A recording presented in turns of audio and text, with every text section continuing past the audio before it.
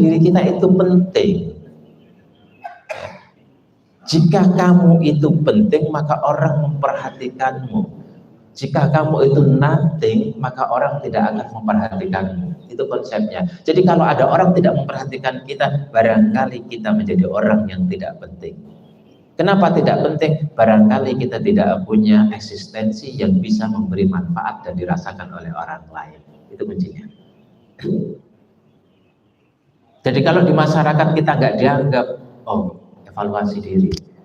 Barangkali tidak ada manfaat yang kita berikan yang sehingga orang lain merasakan. Kalau di masjid ternyata kita tidak anggap, barangkali saya orang yang tidak selama ini tidak memberikan manfaat bagi masjid. Jangan salahkan orang lain tidak memperhatikan kita, evaluasilah diri kita, barangkali tidak ada eksistensi yang bisa dirasakan manfaatnya oleh orang lain. Ibu, bapak, dan saudara yang dirahmati Allah, waktu ilusif, wujuduhu ka'adami, cirinya 4. Yang pertama, pasif, nggak kreatif, nggak inovatif, nggak berbuat apa-apa, hidupnya pasif, diam aja. Orang ngurus masjid begitu susahnya, dia melihat diam aja. Kata orang Jawa, belum. Ada acara di masjid, orang sibuk. Ada acara di RT, orang sibuk. Dia diam aja di rumah. Ada kerja bakti di rumah, diam aja. Ini pasti wujud tuh gak ada. Kalau mati, orang gak tahu.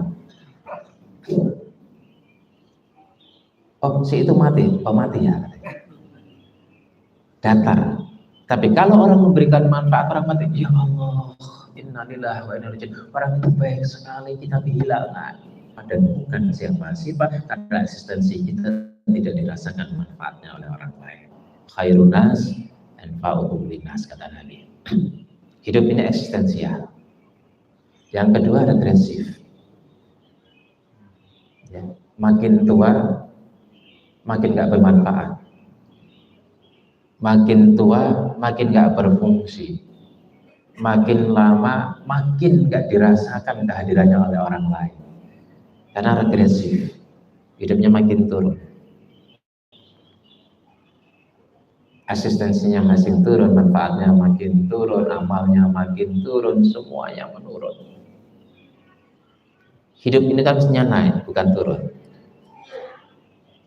Lebih baik ngos-ngosan tapi naik daripada santai tapi turun. Yang ketiga adalah negatif. Hidupnya makin lama makin negatif, banyak maksiat. Hidupnya ngomongin orang terus.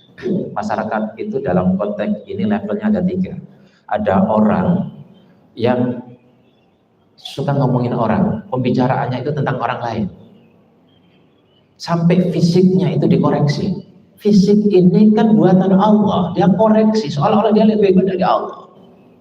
Orang itu udah jelek, pesek, dia menghina Allah di keadaan pesek. Kalau kita disuruh memilih ketika pesan untuk dilahirkan ibu kita yang mancung kayak bule, tapi nggak ada.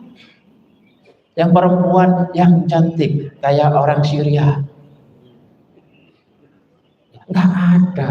Orang yang menjelekkan seseorang karena fisiknya, sesungguhnya dia menjelekkan Allah, sang pencipta orang itu.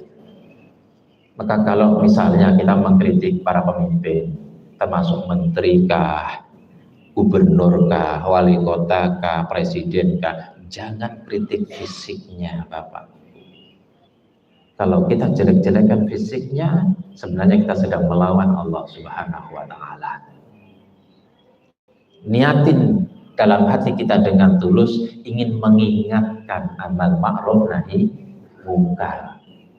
Kalau kita membenci, menjelek-jelekan dengan kebencian, itu bukan pahala yang kita dapat, tapi dosa yang kita peroleh. Kita ingatkan supaya sadar. Kalau kita mengingatkan dari hati, insya Allah sampai ke hati. Kalau nggak sadar juga, karena memang udah beku hatinya. Tugas kita selesai, mengingatkan, nggak usah dijelek-jelekin.